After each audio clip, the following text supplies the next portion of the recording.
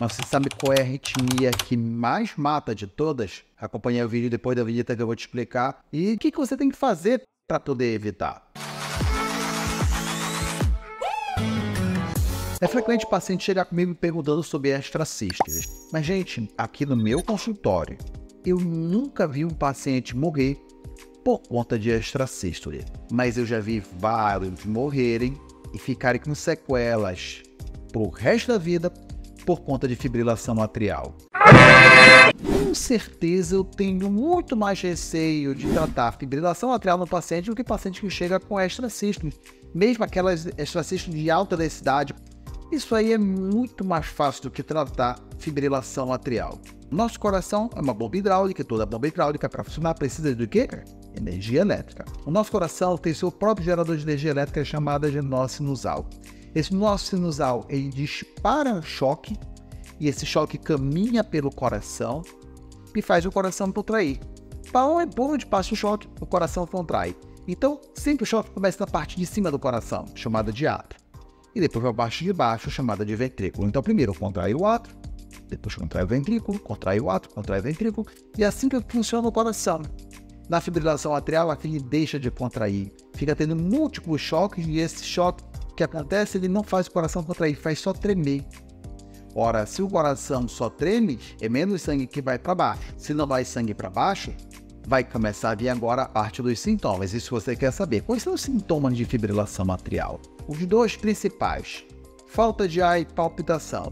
Lembra que eu falei que a parte de cima não contrai? Então é menos sangue que desce para a parte de baixo e com isso vai ser menos sangue no seu corpo e vai começar a vir o cansaço e as mesmas falta de ar. Muitas das vezes chegando até mesmo a fechar o diagnóstico do paciente com insuficiência cardíaca. Mas eu garanto para vocês, essa é a parte mais fácil. A parte mais difícil é que como aqui em cima não contrai, pode formar um coágulo de sangue, esse coágulo de sangue sair e ir para qualquer lugar do corpo. E qual é o lugar que mais comumente ele vai? Para o cérebro. E aí esse coágulo sobe, chega lá no cérebro, entope uma artéria, o seu cérebro deixa de receber sangue e aí vai acontecer o famoso AVC. E essa é uma das maiores preocupações que o cardiologista tem. Não é à toa que sempre que o paciente tem um AVC, sempre ele é encaminhado para o cardiologista, porque as duas principais causas é o quê? Hipertensão e fibrilação atrial. Mas esse coágulo ele pode ir também para outras partes do corpo. Por exemplo, peguei uma vez um paciente que ele saiu e deu muita sorte. De vez ele ir para o cérebro, ele foi para o braço, ele entupiu uma artéria no braço. Ora, foi lá para o hospital, tirou o hemorro e ficou tudo normal, não ficou sequela nenhuma. Mas já aconteceu também que o paciente meu, de vez ele ir para o braço, ele foi para o intestino, entupiu a artéria do intestino. E aí perdeu uma parte do intestino, sim, porque o intestino deixou de receber oxigênio, deixou de receber sangue, ele teve que tirar uma parte do intestino. Você sabendo disso, agora o mais importante é, Dr. Cota, o que eu posso fazer para não ter fibrilação atrial? Olha, esse vídeo todo foi para chegar nesse ponto, para poder lhe alertar, porque o que você quer é ter um coração saudável. E eu quero te ajudar para você ter um coração saudável. Então vamos lá. Primeira coisa que você vai fazer, básico, atividade física. Olha só as coisas que provocam fibrilação atrial e que você pode combater apenas mudando seu estilo de vida. Obesidade, você consegue controlar. Mais ou menos. Alcoolismo, de vez em quando eu pego pacientes jovens, e é uma das principais causas de pacientes jovens ter fibrilação atrial, aí é alcoolismo. Noite de sono mal dormida e principalmente apneia do sono. O que é apneia do sono? É quando a sua língua tampa a sua garganta, você não respira. E isso aumenta o risco de ter fibrilação atrial. E também está muito relacionado aí com a obesidade. Todo mundo sabe que quanto mais gordo a gente fica, maior o ronco. E não só o ronco, maior também vai ser a apneia do sono.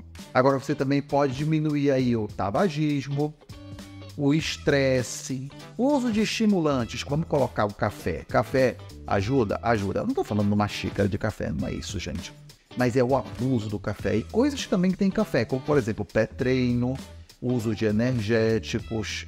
Então, muitas das vezes, só o fato de você estar estressado, preocupado se você vai ter alguma arritmia ou não, isso já é um fator para arritmia. Então calma, não se preocupe, né? Deus está no comando, não vai acontecer nada sem a autorização dele, fique tranquilo. Outras coisas também que você pode ajudar para evitar o risco de você ter fibrilação atrial, hipertensão e diabetes. Mas dá para evitar hipertensão e diabetes? Dá. Você tendo um estilo de vida saudável, uma alimentação saudável, você ter o controle do peso, fazendo atividade física, tudo aquilo ali que eu já falei, você pode diminuir o risco. Vai isentar, vai zerar o risco? Não existe zerar, porque existem vários fatores aí no meio, mas vai diminuir sim. E também aí tem fatores que não tem jeito, como por exemplo, pessoas que nascem já com uma cardiopatia. As pessoas já nascem com um problema no coração que aumenta o risco de fibrilação atrial. Agora, de todos os fatores que eu falei, vocês perceberam que a maioria deles dá para ser evitado. É só você começar a fazer uma mudança. Você vai mudar de forma radical? Não é difícil você mudar de forma radical, mas você pode implementar. Cada mês você implementar uma mudança. Como fazer o diagnóstico? O melhor exame para fazer um diagnóstico de arritmia é o eletrocardiograma. O médico bateu o olho e viu lá, não tem dúvida que aquilo ali é fibrilação atrial. Só que algumas vezes tem pacientes que tem o que a gente chama de fibrilação paroxística. O que é isso? Ela dá, some. É aquele paciente que sente palpitação quando chega no hospital, o eletro deu normal. Aí daqui a pouco dá de novo. E aí muitas vezes a gente vai acabar lançando mão do Holter, porque o Holter vai avaliar como se fosse um eletro seu de 24 horas. E ali é sempre importante também ter um ecocardiograma na mão para avaliar outros fatores de risco. Lembra que eu falei que tem algumas cardiopatias que podem aumentar o risco de fibrilação atrial? Então o ecocardiograma dele é fundamental. Pode lançar mão de outros exames? Pode lançar mão do teste ergométrico, numa cintilografia para ver se não tem alguma coronariopatia, que isso é um fator de risco. Pode até mesmo no caso ali do cateterismo, estudo eletrofisiológico. Mas eu diria ali que o basicão mesmo é um eletroresolve. Será que o tratamento que você está fazendo está de forma correta? Então vamos lá, eu separei para vocês 4 tipos de tratamento. E às vezes um não exclui o outro, tá? Pode se somar. Então vamos começar logo com o primeiro, que seria uma ablação. É tipo como se fosse um cateterismo. O catéter chega lá no seu coração e ele queima uma parte ali do seu coração para bloquear aquela arritmia. E aí, a arritmia bloqueada, você fica ótimo. A segunda parte seria também uma reversão, mas agora não uma reversão mecânica através da ablação, mas sim uma reversão química. A gente pode utilizar medicamentos para poder fazer isso aí. Medicamentos nós temos vários.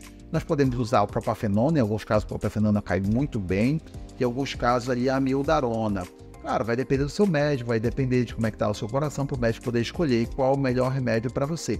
Agora, alguns casos não, alguns casos o paciente já tem fibrilação atrial, há tanto tempo, já tem mais de 2 anos de fibrilação atrial. A gente não vai perder tempo, porque a gente sabe que a chance do sucesso é muito pequena. Então a gente vai fazer o quê? Vai fazer o controle do ritmo, porque normalmente quem tem fibrilação atrial tem um coração muito acelerado. Então a gente vai dar medicamentos apenas para baixar essa frequência cardíaca. Isso que a gente chama de controle do ritmo. E o quarto, esse para mim é um dos mais importantes e nunca pode ser negligenciado. É verdade. Evitar que você tenha um AVC. Lembra que eu falei que forma um coágulo, esse coágulo vai para o cérebro e provoca um derrame? Pois é, nós temos que evitar que forme esse coágulo e aí são o uso de anticoagulantes. Nós temos vários anticoagulantes hoje no mercado. O mais antigo deles, que seria a varfarina, aí nós temos ali a rivaroxabana, nós temos a pixabana, nós temos a edoxabana e para colocar mais um aqui, a dabigatran também. Qualquer um desses medicamentos que seu médico ele pode utilizar vai evitar que você tenha essa formação desse coágulo. Claro, tem risco de sangramento. Ao mesmo tempo que ele protege contra a formação do coágulo, eu não gosto de usar essa expressão, mas não tem jeito, eu vou ter que usar. Para vocês poderem entender, mas por favor, tá errado usar essa expressão. Vai deixar o sangue mais fino, tá? Não é que ele fique mais fino, é que ele vai evitar a coagulação do sangue. E aí, claro, se não forma o coágulo, aí você não vai ter o derrame. E o foco principal que eu quero que vocês tenham é justamente lá o que você tem que fazer para evitar de ter fibrilação atrial. Coisas aquilo que você pode fazer, aquilo que não está sob o seu controle, como por exemplo o fato de você envelhecer ou você já nascer com problema cardíaco, aí não tem jeito. Mas a maioria das coisas você consegue evitar. Ficou na dúvida, já sabe, coloca aí no comentário que vira e mexe eu respondo umas perguntas. Muitas das vezes eu transformo a sua pergunta em vídeo. Um forte abraço, Deus abençoe a todos vocês, nos veremos no próximo vídeo.